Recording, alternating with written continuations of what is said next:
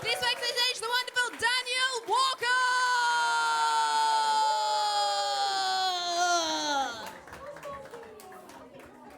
Thank you very much. Good evening, folks. How you doing? Well, this dog respects women. She treats me like an absolute prick, but...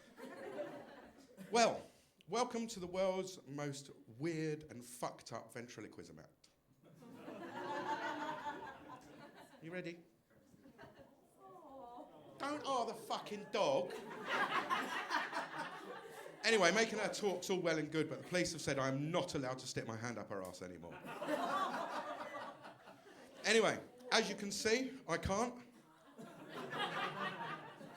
So you might be lucky and you might get to see someone fall arse over tit this evening, so... Aren't you privileged people? Being disabled, you need a good, loving, kind family around you. And there's nothing more loving and kind than having your family laugh after you've just walked into a sign. What really pissed me off is that sign said, "Mind your head." Now, strange things happen to you if you're disabled. I was working at the Old Vic Theatre years ago, and I popped outside for a cigarette, and I realised I'd run out. So I turned to this guy. I was like, "Excuse me, mate, have you got a fag?" He's like, "Yeah, sure."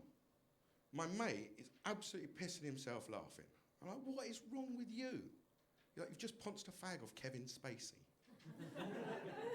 Now, if I knew then what I know now, I probably would have asked for a cigarette.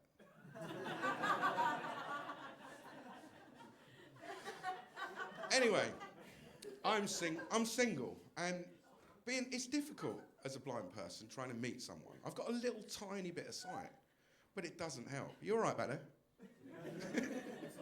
That's all right. It does, having a little bit of sight sometimes can just make things harder, not easier. I was in a pub and I saw someone and I thought, I can't say hello to her. I walked down the bar and I was like, "You all right? Can I buy you a drink?"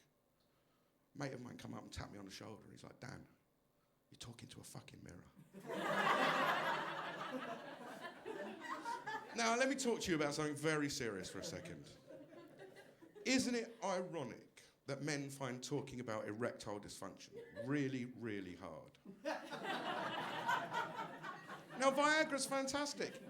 It's a brilliant drug. It can last up to 6 hours.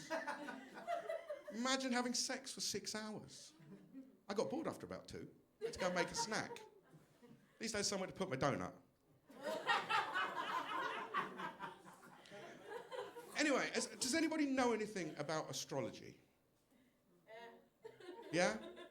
Is it true that if you share your birthday with someone, you might share traits of that person as well? Because I found out that I share my birthday with Andrew, formerly known as Prince.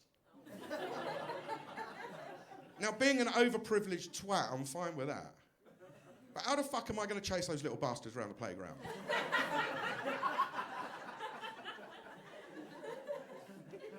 Now, I love breaking boundaries.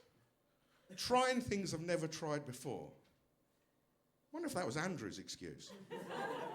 Anyway, I've even flown a plane.